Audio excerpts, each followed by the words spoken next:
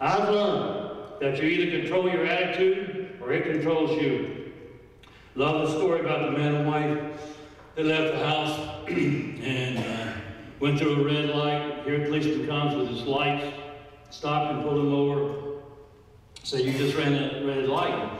And the guy said, no, I didn't. It was yellow when I was going through there, and it was yellow. And the wife spoke up and said, well, it's not. I told you you're getting ready to run a red light, and you said, no, I'm going through that red light, I don't care.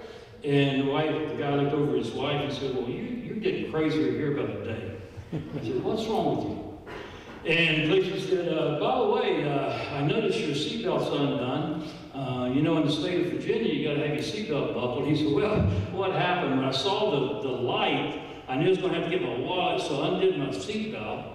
And that's, that's the reason it's undone. The wife said, it's not. I told you when you left home, you need to fasten that seatbelt. You said you don't like to wear that seatbelt. You're not going to wear it. He said, well, you're just getting wacky. You're getting a little nuts on me here.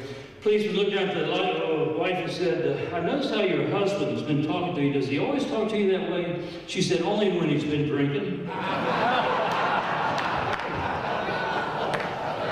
attitude right there. When I think of attitude, I think of two things. Not too high, not too low, and being positive. When I think of attitude, not too high, not too low, and being positive. I got a saying I've used forever. It's, nothing's ever as good as it seems, nothing's ever as bad, somewhere in between is reality. And that's the way I try to do it. I try to stay on an even keel. And nothing's ever as good as it seems, nothing's ever as bad, somewhere in between is reality. Yeah, after our opening ball game with Alabama, and that was a big ball game. They were ranked 5 going into the season, we were ranked 7, down on the island. Put a lot into it, lost it. Guys in the dressing room after, tears in their eyes, an early defeat that hurt.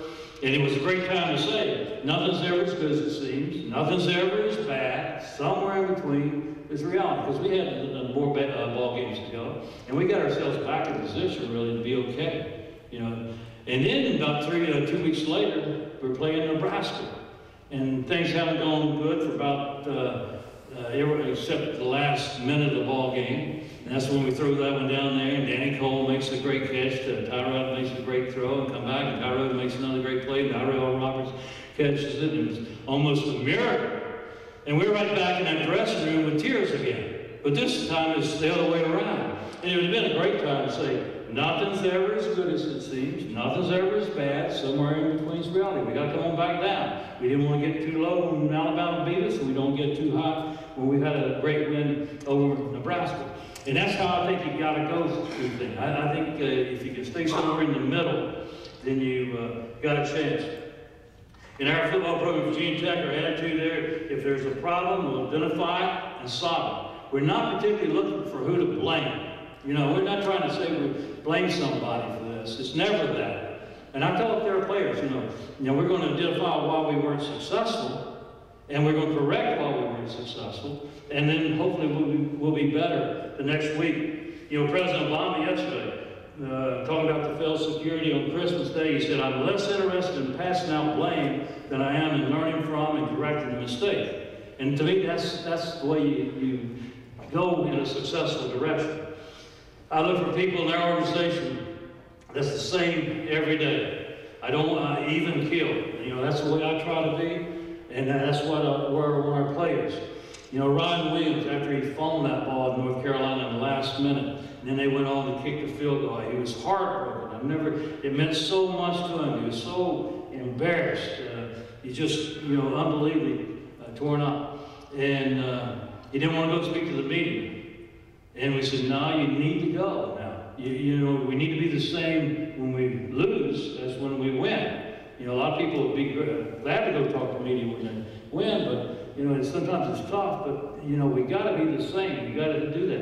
If you come to our practice after that North Carolina game, if you came to our practice after we beat Miami, great win, it wouldn't be a lot of difference in how we practice as a football team.